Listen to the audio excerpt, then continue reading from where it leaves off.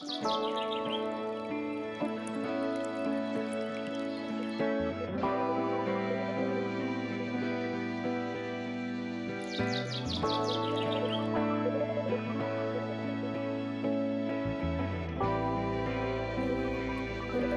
everyone, and welcome to our first devlog of Last Shelter, a game about exploring, developing relationships with characters, and most importantly, restoring an old shelter to house all of the adorable cats you will rescue during your adventures. We've been developing this first prototype you see on the screen for the past few months using the Unity game engine. Today we're excited to share with you how this whole journey began, what the development process has been like so far, and what we have in store for the future. Before we dive into the game, however, I'd like to tell you guys a little bit about the team. It currently consists of 2 people, myself, Kayla, and Omar. We met in college about 3 years ago because we both studied game development and design, so we at least had some experience making games before taking on this project. We both have a passion for games, both playing and making them, so we decided to put our half-brain cells together to try and create something fun of our own. Fast forward to now, and we have Last Shelter, or at least a prototype of it. So what is Last Shelter? Last Shelter is a post-apocalyptic pixel RPG that blends puzzle solving and adventure with a surprisingly cozy atmosphere. While the world may be one of ruins, our focus is on growth, rebuilding, and community. Much like classic farming sims, the game focuses on slowly building and nurturing something meaningful, in this case, a sanctuary for rescued cats.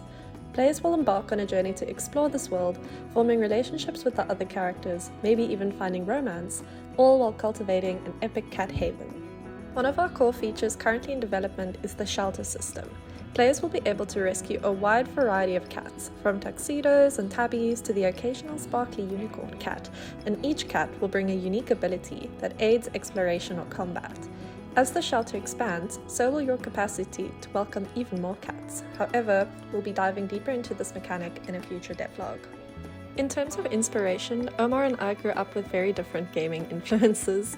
I was obsessed with Harvest Moon: New Beginnings and still treasure the memories I have from this game, while Omar drew inspirations from games like Mario and Luigi RPGs and the Pokemon Mystery Dungeon Explorers of Sky game specifically. We moved especially by, their heartfelt stories and the charming retro style, and we both share a love for The Legend of Zelda. So all of these things sort of ended up influencing our direction we wanted to go in, I guess. Other notable titles include Mario, Eastward, Stardew Valley, and countless random flash games we played during our childhood. And each of these titles, shares a certain magic, and our goal is to capture that same feeling we experience with each of those games in a fresh and new way. We officially began development at the start of 2025, and so far we're proud of the progress we've made.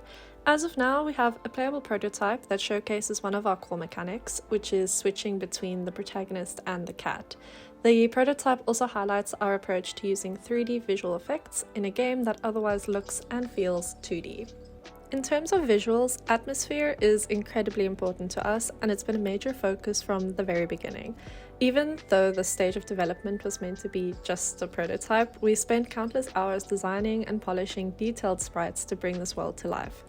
Well, we created the sprites in Resprite, which is like a sprite but for the iPad, paying close attention to environmental details such as rust or breakage to show that the items are old and weathered. For the animation, we started with traditional frame-by-frame work, animating in Resprite and compiling everything in Unity. The player character did require a bit of a bigger moveset than we initially expected. We had to cover walking, jumping, attacking, pushing, and pulling objects in 4 directions, with plans for additional animations later, such as interacting or emoting. And since we also want to add character customization down the line, we built a base animation set designed for flexibility. From there, we can easily swap colors, draw new hairstyles, or layer different clothing options without having to start from scratch. The cat, of course, demanded just as much care, if not more. We created animations for walking, running, jumping, sitting, sleeping, licking, meowing, interacting, and more. It was a lot of work, but seeing how adorable the cat turned out made every frame worth it. Like the player, the cat also has a base animation set, which means we'll be able to recolor and design many unique cats in the future. While we agreed on the game's visual style quite early on, the way we implemented it actually changed several times during development.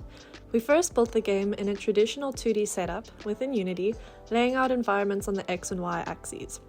This approach was convenient. We could use 2D tile sets to build quickly, and having only 2 axes made collider setup simple. But soon we ran into limitations.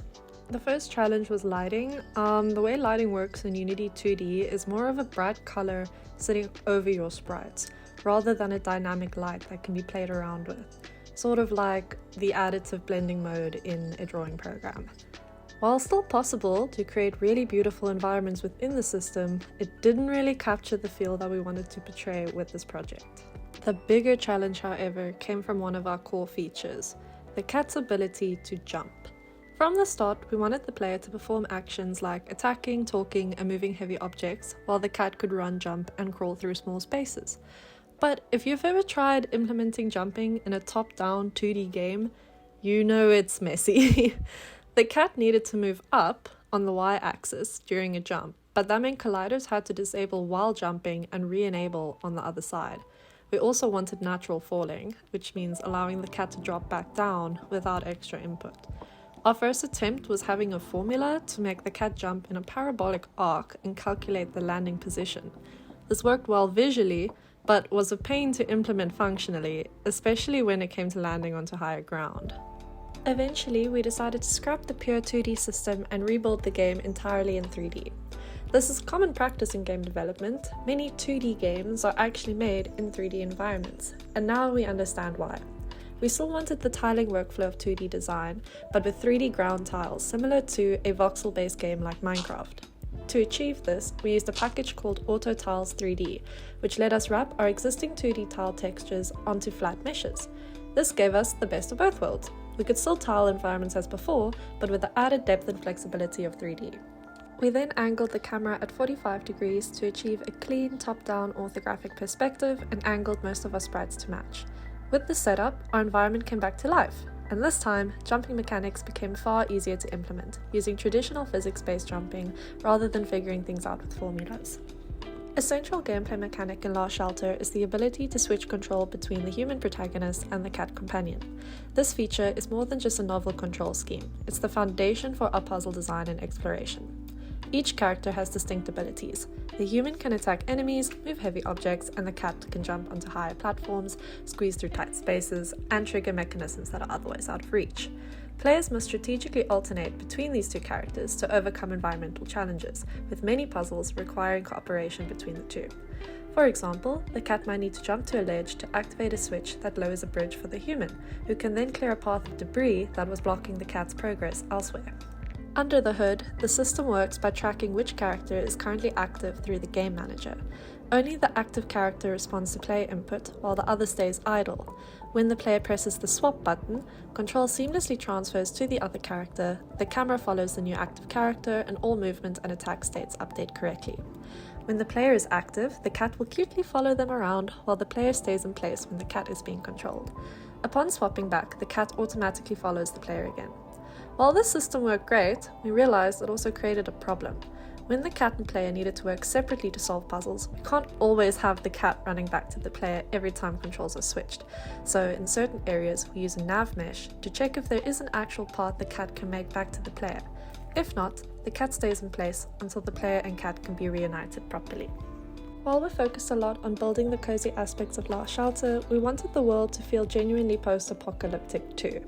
Combat adds that necessary element of danger and adventure that makes the safe moments at your shelter feel earned and meaningful.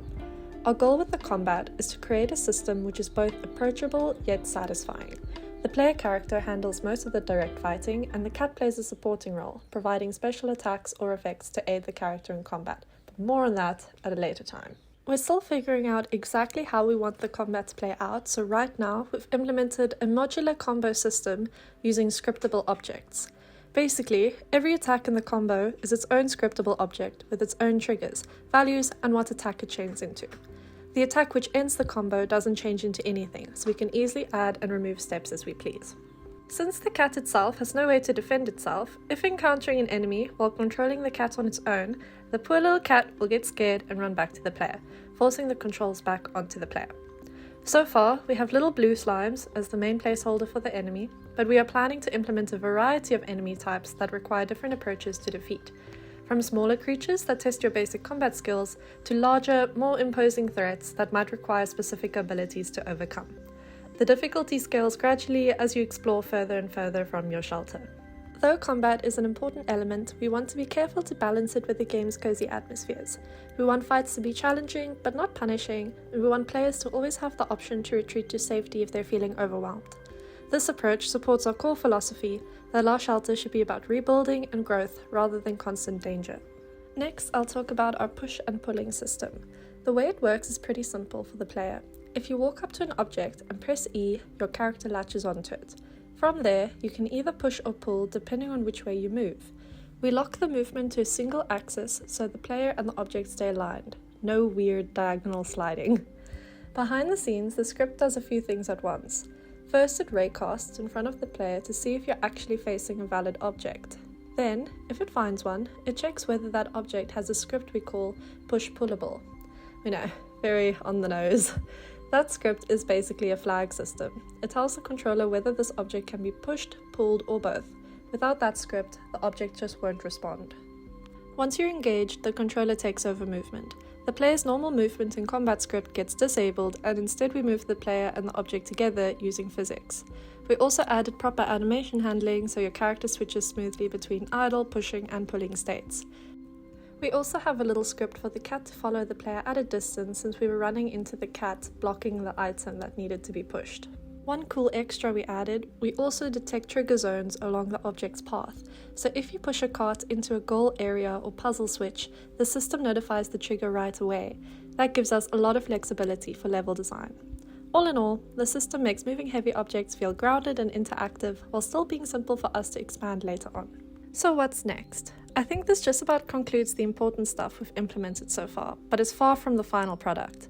For our next goal, we plan on implementing the next core feature, the shelter system that we mentioned earlier in the video. We also plan on reworking the combat, fleshing out the narrative, and improving our level designs. We hope that you enjoy what you see so far, and if you're interested in staying up to date with our progress, feel free to hit the like and subscribe button. See you soon!